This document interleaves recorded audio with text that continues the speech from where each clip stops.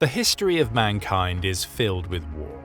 Out of 3,400 years, only 268 have been without conflict. That's barely a pause in a timeline of battles. Empires have risen and fallen, borders have shifted, yet a handful of countries have stood firm, nearly impossible to conquer. What gives them this edge? In this video, we're counting down 10 countries that seem untouchable, places even the world's greatest armies would hesitate to challenge. But what really makes them so unconquerable? And if they were truly pushed to the limit, could they hold their ground? Stick around as we explore the secrets behind the world's top 10 toughest places to conquer. But before we get started with our list, let's go over some of the most common reasons why a country might be considered unconquerable. The first and probably one of the most significant factors that influence how likely a country can be conquered is its geography. There are a few different types of landscapes that favor being on the defensive or mounting successful counteroffensives or counterattacks. A country that is particularly hilly or mountainous is significantly more difficult to traverse. Typically, vehicles, or before the internal combustion engine was invented, caravans of animals, needed relatively flat ground, and usually a lot of it, to be able to go from point A to B in a reasonable time. Mountainous terrain usually creates natural choke points in valleys where the invading army has to significantly alter its operations and movement. These choke points become vital places for the defending nation to put a bulk of its forces. They can usually set up their long-range weaponry to take advantage of the high ground surrounding the choke point. However, even flat terrain can be perilous for the invading armies. Marshy terrain drastically reduces the speed at which troops can move. Some vehicles pretty much stop working entirely when they need to go through terrain that won't support their weight and get stuck. Rivers and large straits are also some of the most notorious places to overcome for an invading nation. A large river, whether navigable or not, can require significant resources to cross over. Historically, large rivers such as the Danube would create either a natural border between countries or bisect them. The first was due to the river being difficult to cross in those places. The second was due to the strategic importance of having a large river within the border. If an enemy advanced into the country, they would only be able to occupy half of the territory. The bridges connecting the land on either side of the river would practically be lifelines that the defending nation would have full control over. The enemy couldn't risk going over the bridge. If they did, the defenders could destroy the bridge, preventing their advance or retreat and inflicting heavy casualties on the enemy. Finally, there's the matter of the pervasive climate in the country. Nations that have swathes of land in barren tundra or desert are particularly difficult to invade. The simple reasoning for that is that the enemy needs to provide enormous amounts of supplies for a traveling army, whereas the defense has the option of holding up in major population centers, where there's sufficient infrastructure to withstand a prolonged siege. Worse yet, if the enemy attacks at an inopportune time and is forced to retreat, the extreme cold or heat is potentially more deadly than the defending army. Most of the countries on our list will usually have a combination of these factors, so keep an eye on them throughout the video. The second major factor that helps countries resist invasion is their own military presence. Naturally, a country with a large military will have significantly better chances of being able to go toe-to-toe with an enemy. The military presence can be further broken down in several ways. First, there is the active military, in particular its size, since active military are the first ones deployed in cases of war. Next, the number of reserve personnel can also be a significant factor. Reserve personnel come from two backgrounds: people who are not part of the standing army and are not kept on bases, but who receive periodic military training and drills, serve in the military part-time, and keep a traditional job. The second are people who underwent compulsory or voluntary military training and have since left the country's armed forces but are still young enough to serve in that nation's army. Therefore, countries with more strict requirements on mandatory military service typically have a far bigger pool of reservists they can call upon to defend their borders. The third significant factor that influences how likely a country can be conquered is geopolitics, or more precisely, alliances and bordering nations. Large international alliances such as NATO create a significant deterrence against a member country being invaded, and even if a country isn't part of an alliance, all of its members are in effect allies and are typically not going to go to war against one another.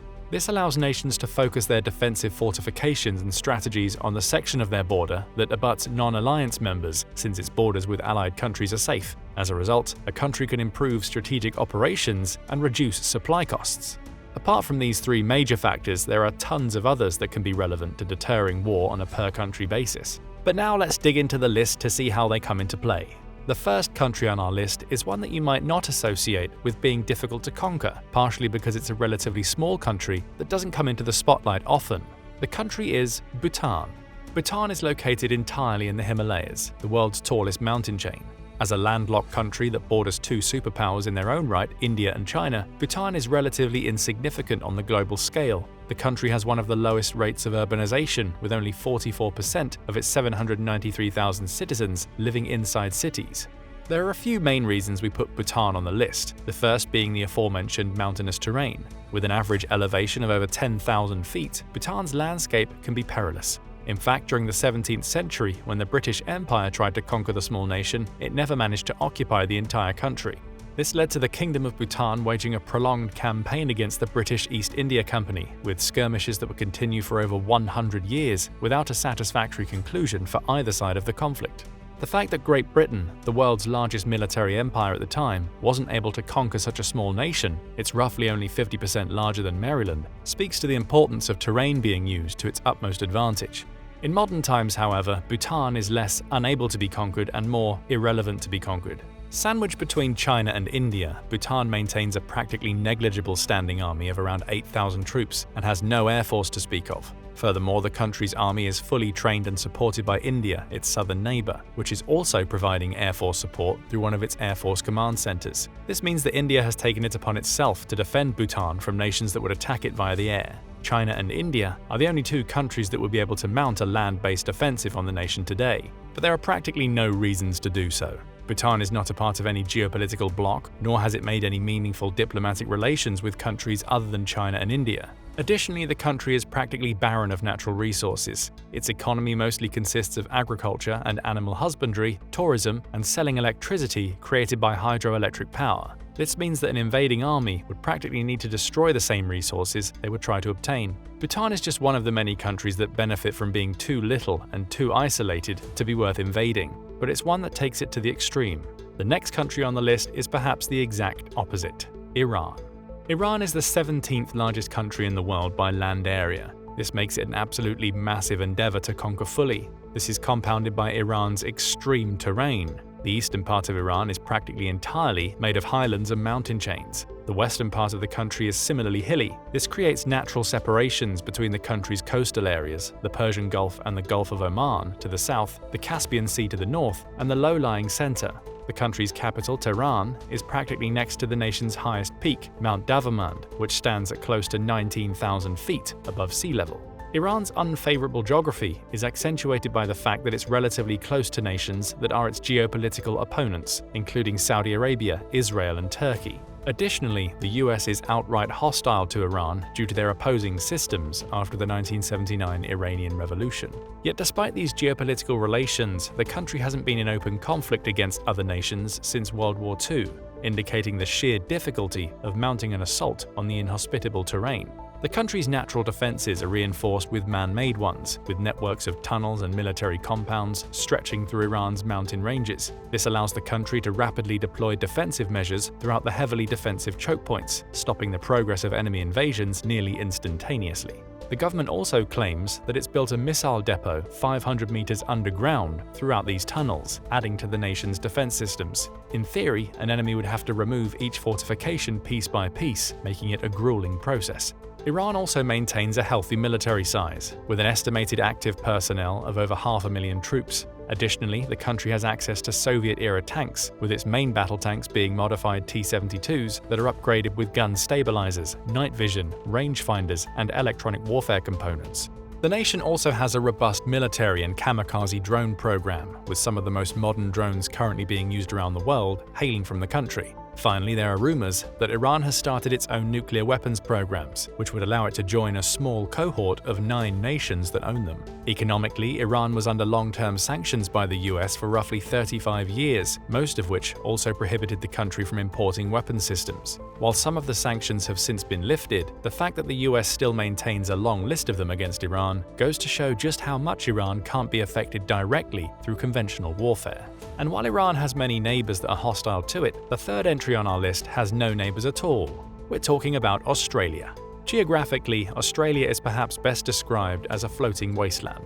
If you venture just a few dozen miles away from the coast, this massive landmass is practically uninhabited. The nation is almost 3 million square miles of desert. Australia's major population centres are protected by not only the scorching heat of the island's internal territory, but also by the Great Barrier Reef, making naval attacks from the northeast unlikely. Considering that that's where the Pacific lies, Australia is protected against most naval powers that use the ocean, including China, Japan, and the US. The prospect of conquering Australia via land would mean that the invading army would have to traverse thousands of miles of practically barren landscapes. The sheer distances involved would allow the defending army to hide pretty much anywhere and conduct precision strikes using highly effective guerrilla warfare tactics. Militarily, Australia maintains a standing army of roughly 50,000 troops, with a negligible number of land vehicles compared to most other powers. The country does own a few helicopter carriers and destroyers, allowing it to repel attacks from incoming navies. This further cements the idea that it would be unlikely that Australia would need to fight a ground-based attack. During World War II, Japan briefly considered attacking Australia, but gave up on the prospect since the country was so far away from Japan that it made refueling and restocking a burdensome prospect. Instead, the country opted for small-scale air attacks to isolate the country from its allies and prevent its land forces from being deployed abroad. In modern times, Australia is actually in a geopolitical alliance with Japan through the Quadrilateral Security Dialogue, or the Quad for short. The other members of the Quad are India and the US, meaning that the country is in geopolitically good relations with countries that practically control the Indian and Pacific Oceans through their combined naval power. Australia's nearest neighbours are likewise island nations and are similarly under-equipped to conduct any kind of surprise invasion on the country. From a country that's close to no one but allied with many, we go to a country chock full of neighbours that maintains a neutral stance. The next entry on our list is Switzerland. Famous for being neutral in practically every major military conflict, modern Switzerland is surrounded by NATO countries. As such, a land invasion from anyone other than members of NATO is practically unthinkable. Considering that the country's major strength in world geopolitics is its pervasive economy and banking, on which many NATO countries rely, even that will be an unlikely prospect. Despite being neutral, the country does have a plan of defense in case it comes under attack. The strategy relies on using Switzerland's primarily mountainous terrain to its utmost advantage. The Swiss built military bases and forts in vital choke points throughout the mountain passes. During World War II, the plan was expanded to wire all major roads and railroads with dynamite. An enemy invading the country would basically be forced to use unpaved mountain tracks for most of its inward journey, while the Swiss would use the tunnels and fortifications along the way to strike at approaching armies in true guerrilla warfare fashion. However, just because the country is neutral doesn't mean it's unprepared. Switzerland maintained a large active military of 600,000 men all the way until 1995. In more recent years, that number has been reduced to 100,000, still ranking it in the top third of countries by military size. The country is also one of the few to maintain mandatory conscription for all men, with recruits typically entering service at the age of 20. Women are also allowed to volunteer for military service. The country's strong democracy also supports the idea of maintaining a sizable military. The most recent proposal to abolish the mandatory military service in 2013 failed, with only 27% votes in support. Adding to this the fact that the people who finish military service in Switzerland can keep their weapons. As a result, the country has one of the highest rates of gun ownership, with over a quarter of civilians owning weapons according to 2017 registries. However, it's likely that the actual gun ownership rate is much higher, with some reports suggesting as many as 45 guns per 100 people. As such, if Switzerland actually gets invaded, a large portion of its population can be drafted into the military relatively quickly, and an even larger one will defend themselves. From a country that's small but armed, we go to the largest country in the world, and one that's also armed to the teeth: Russia. Russia is widely considered among the top 10 military powers in the world. However, its greatest strength when repelling an invasion is likely its favorable geographical position. Most of the country is covered in tundra, which is sparsely populated and prone to temperatures far below freezing. This makes an invading army just as likely to die from the cold as from bullets. But even the country's western parts, those in the Eurasian steppe, aren't much better off for an invading army. This was proven multiple times over the 18th, 19th, and 20th centuries, when Russia repelled an invasion from the Swedish, the French, and the Germans respectively. Every time, the harsh Russian winters put any plans of invading to reach the country's population centers on hold.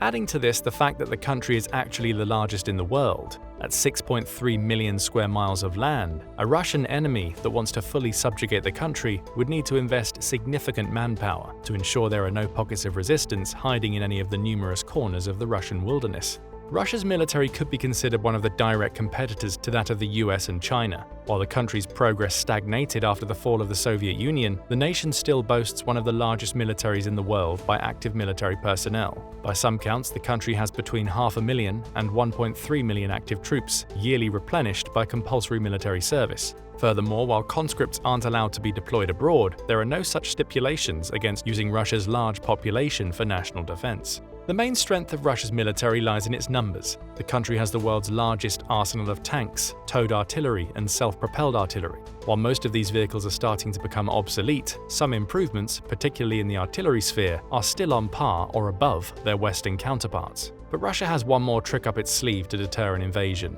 The country has the most nuclear weapons in the world, approximately the same as the US, but spread across a much larger area to deter a simultaneous attack on nuclear silos. With an estimated 1,700 nuclear warheads primed to be launched at a moment's notice, Russia can respond to a large-scale invasion in less than half an hour. The next country on our list shares some geographical similarities to Russia, but makes use of geopolitics for most of its defense: Canada. The second largest country by land area, Canada also has plenty of barren landscapes that would need to be controlled to count as occupied. Even more importantly, the country has only one neighbor, the United States, with the rest of its borders lying along the oceans. A bulk of its population is also located alongside the Great Lakes, straight along the country's border with the US. As such, an invading army that doesn't want to go through the US itself would likely need to mount a naval offensive through Hudson Bay and then trek across the tundra to reach the Great Lakes. Considering how deep into Canada the Hudson Bay actually is, this means that the Canadian, or more likely Allied, Navy could surround the attackers and stall the invasion. But what about the United States? Shouldn't it be a major concern for Canada's national defense, considering that most of the country's population is close to the US border? Well, both countries have been part of the NATO alliance for decades. This means that it's incredibly unlikely that Canada will get invaded by the US anytime soon. Even though its biggest ally is also its only neighbor, Canada would likely do well by itself in the event of an invasion. The country maintains a standing army of 70,000 people. And while the country's military is not in its best shape, considering decades-long alliances precluding the need for an organized army, Canadian troops frequently train alongside American ones to ensure they're ready for conflicts both on the continent and abroad. The next country on our list might be surprising: North Korea. Yes, the country that is practically geopolitically isolated from most of the world. North Korea is backed by two powerful countries to its north, China and Russia. This was particularly notable during the Korean War. 2 years after a back-and-forth war of attrition on the border, South Korea, the US, and their allies were unable to capture North Korea. It should be noted that North Korea is considered technologically far behind modern superpowers, most notably the US, Japan, the EU, China, and even Russia. However, what the country lacks in terms of progress, it makes up for in numbers. The mandatory military service that lasts 8 years for all men and 5 years for all women means that the country maintains a larger supply of active personnel than its population of 26 million would imply. By most recent estimates, the country has an active military manpower of 1.3 million, making it the third or fourth largest military in the world. In fact, if a war breaks out, it's estimated that North Korea will be able to draft roughly a third of its total population. North Korea has been using Chinese and Russian military technology and trying to improve on it. However, what it's perhaps most known for is its numerous ballistic missile tests, roughly half of which end in utter failure. But it's only a matter of time until that metric improves, which might put the US, South Korea, and the rest of NATO on high alert and trigger a renewed conflict on the Korean peninsula. If that happens, China and Russia would more than likely once again come to North Korea's aid, which would essentially cause a large-scale war that could lead to the deaths of millions. Considering that China and the US are currently in a staring contest over Taiwan, a war over North Korea is unlikely to be in either side's best interests. Thus, the future of North Korea remains uncertain. Next up is a country that has proven itself to be more resilient than its opponents would like: Israel. As a country, Israel is basically surrounded by its enemies. All of its neighbors are Arab countries and are part of the greater Arab-Israeli conflict that's only gotten worse in recent years. To counter seemingly endless threats, particularly from Iran, which supplies most of Israel's opponents with weaponry, Israel has built up its economy and military alike. The country is currently ranked among the top 20 military powers in the world, based on two key metrics. First, Israel maintains a near-universal requirement of mandatory military service, with 3 years for men and 2 for women. This has led to a standing army of 176,000 and a possible reserve force of over 465,000 in the case of open warfare.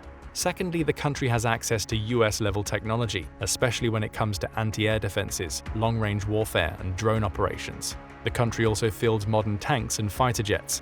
Additionally, Israel is one of the few countries that has access to nuclear weaponry. Although the Israeli nuclear arsenal is not on the level of the US and Russia, its ballistic missile Jericho-3, which is purported to be a part of the Israeli nuclear missile program, has a range comparable to long-range missiles that the former two countries use. Arguably, Israel isn't particularly difficult to invade, considering that the country has been receiving foreign aid from the US for years. In fact, Israel has received more aid from the US than any other non-NATO countries so far. Without that lifeline, it would likely have a much harder time surviving, surrounded by Arab countries that want to remove it from existence. But with the US and the rest of NATO being staunchly pro-Israel, it's unlikely that this situation will stop.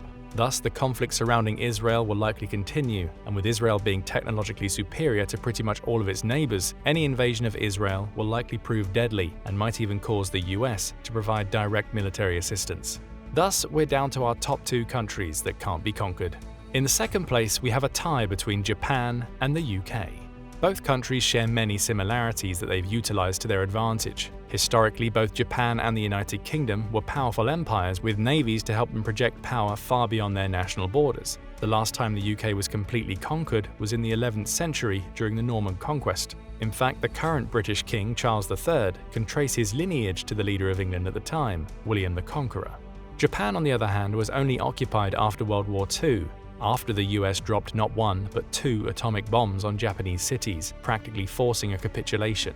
Geographically, both countries are islands with few, if any, direct ties to other nations. The UK is slightly more connected via its land border with Ireland and a tunnel to France. Japan is both mountainous and seismically active, one of the few places with abundant earthquakes and volcanic eruptions. The latter has led to Japan adopting specific infrastructure, which is highly resistant to natural disasters, making its buildings particularly sturdy. Both countries rank among the top 10 economies and top 10 armies in the world. As mentioned, naval presence is the name of the game for both nations, but both countries also have sizable militaries, with 185,000 troops in the UK and 250,000 in Japan. Perhaps more importantly, both are allied with the US. The UK is part of NATO, and the Japan is part of the Quad. Speaking of the US, the final country on the list of those that are least likely to be invaded and conquered shouldn't come as a surprise. It's the United States. The reasoning for this is quite simple. The US has an overwhelming military advantage. It's by far the biggest spender on national defense and security, overtaking at least the next 8 entrants on the list combined, most of which are US allies.